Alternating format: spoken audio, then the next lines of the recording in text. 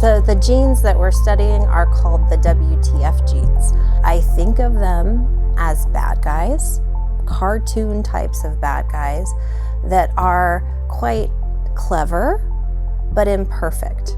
They are found in fission yeast species, and although these genes are not found in other organisms outside of fission yeast, they're a good model for a type of parasitic gene called meiotic drivers.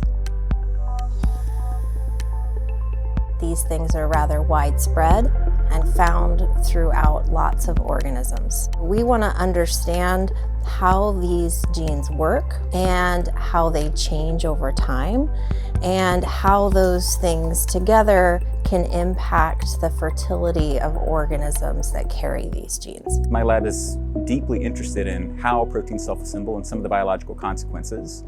We tend to focus on protein self-assemblies that are responsible for things like Alzheimer's. The Hoffman Lab is an expert in studying protein self-assembly. This was actually a very refreshing change for us. So now we got to look at a totally different problem and apply some of the tools, the reagents, some of the principles that we've learned studying some of these other proteins to now look at a fundamental question involving meiotic drive.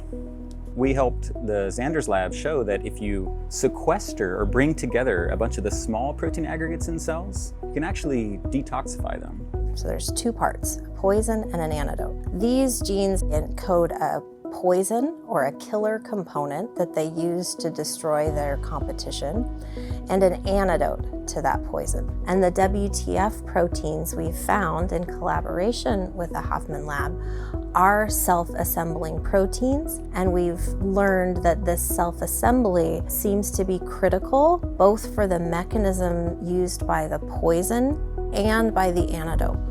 This same molecular strategy of encoding a poison and an antidote is used by selfish genes across eukaryotes, like mice, plants, fungus, and they share this feature with the WTF genes of rapid evolution. So they're always innovating.